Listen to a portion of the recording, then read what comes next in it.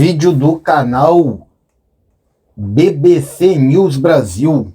Vídeo do canal BBC News Brasil, falando sobre uma das facções que tem crescido também absurdamente no país, e essa ainda segue uma linha que é uma linha de se chamar a atenção e levantar o alerta da população.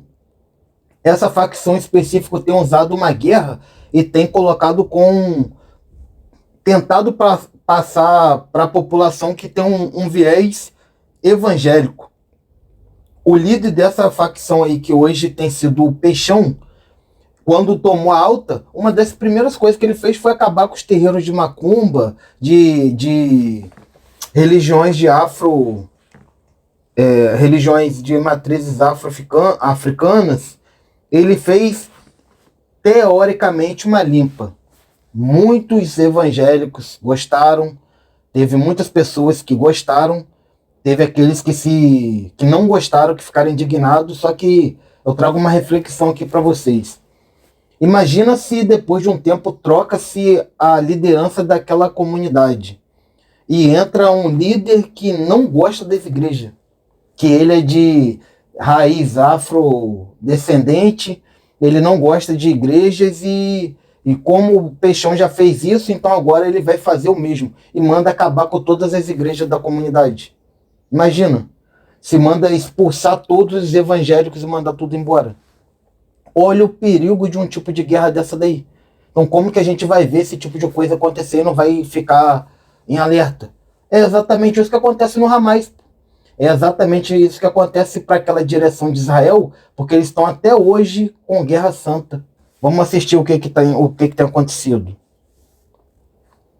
Essas imagens mostram a demolição do que a PM do Rio chamou de resort do tráfico, construído no meio de uma área de proteção ambiental em Parada de Lucas pelo chefe da facção que controla a região. Na mesma operação, em março de 2025, os agentes também derrubaram uma enorme estrela de Davi de neon que brilhava à noite do alto de uma caixa d'água. Ela era o símbolo do que ficou conhecido como Complexo de Israel, o conjunto de 5 comunidades na zona norte do Rio dominadas pelo Terceiro Comando Puro, o TCP, facção que nos últimos anos ficou conhecida pela presença de traficantes que se dizem evangélicos. Mas a queda foi mais simbólica do que prática. O TCP não está encolhendo.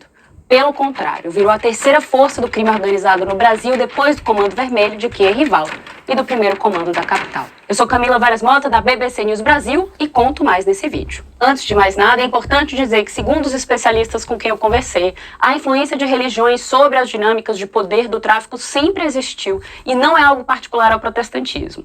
E que esse fenômeno, agora ligado à fé evangélica, seria um reflexo do próprio avanço dessa religião entre os brasileiros. O TCP, especificamente, nasceu em 2002 como uma dissidência do Terceiro Comando, que, por sua vez, surgiu nos anos 80 em oposição ao Comando Vermelho. Nessas 2 décadas, o grupo se tornou a segunda maior facção do Rio de Janeiro e, mais recentemente, foi além dos limites do Estado e começou uma expansão nacional.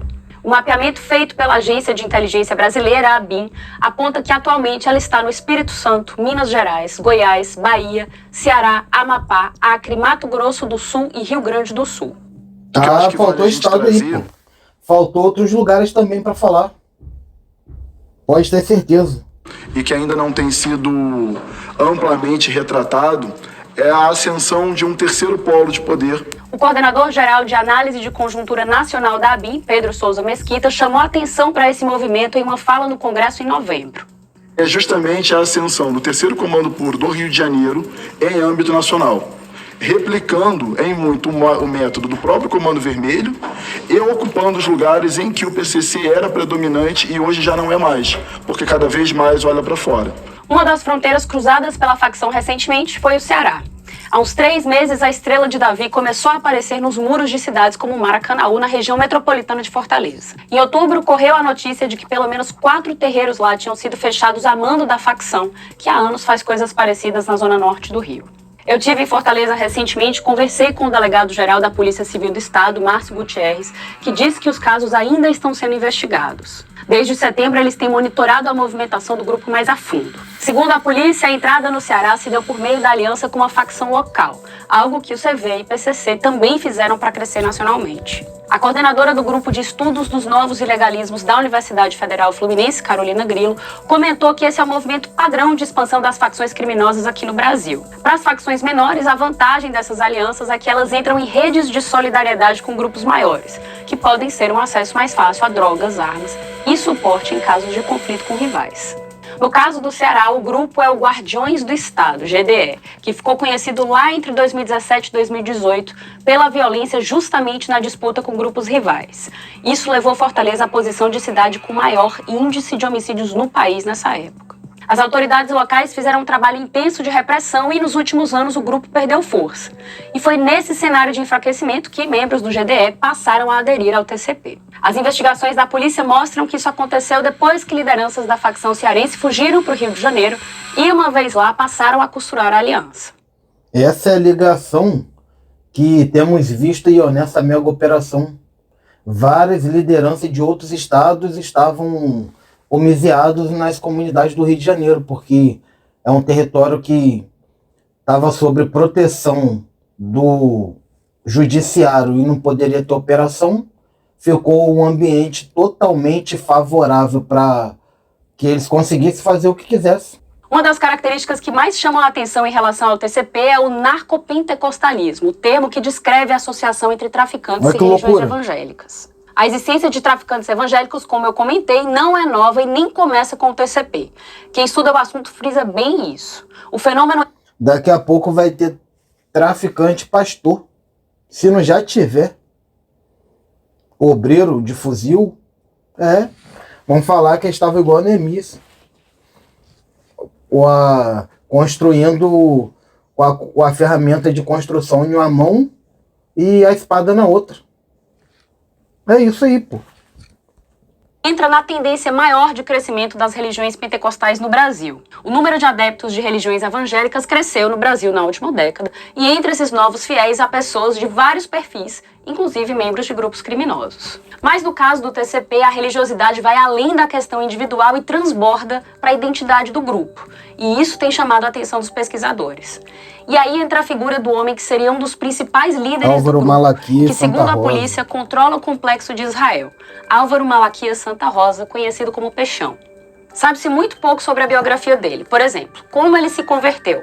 Algumas versões dizem que foi por causa da mãe, outras que ele se ordenou pastor. Ele tem 39 anos e nunca foi preso, está foragido. Fato é que nos últimos anos, mensagens religiosas se espalharam pelos muros do complexo de Israel, ao mesmo... Eu vi uma reportagem tempos atrás dizendo que Peixão, ele deu uma entrevista ou ele relatou para alguma coisa assim que Deus tinha falado com ele que ele tomaria a Cidade Alta. Que a Cidade Alta foi um presente de Deus, do Deus de Israel para ele, e que Deus deu a Cidade Alta para ele. Se eu não me engano, acho que foi até um áudio dele que saiu assim, que a Cidade Alta foi promessa de Deus. Olha que loucura. E um detalhe, o primeiro registro na história que se sabe, daí é uma bomba que eu vou soltar, o primeiro registro na história que se sabe sobre o uso de drones, como a gente tem visto na Ucrânia, como a gente tem visto aqui no Rio de Janeiro, e os criminosos conseguindo se adaptar e tendo acesso a esse tipo de tecnologia, o Peixão foi o primeiro em relato a ter usado drone. Usou cerca de 9 a 12 drones, se não me falha a memória, e tomou alta. Não usou drone na época para jogar bomba nem nada, mas usou para monitorar, porque já tinha uma visão lá na frente, entendeu que podia usar a tecnologia a favor dele e usou. E hoje está lá, pô. E falou que foi Deus que deu alta a ele. Só que a gente tem que estar atento porque se troca a liderança e entra um outro que é anti-evangélicos. Faz como? Vai fazer... A população vai se virar como no meio de uma situação dessa? Vai virar guerra de facção e guerra daqui a pouco religiosa. É o que está acontecendo, pô. Vai se tornar, daqui a um tempo, se continuar assim, guerra religiosa. Tem tempo em que terreiros de Umbanda foram perseguidos.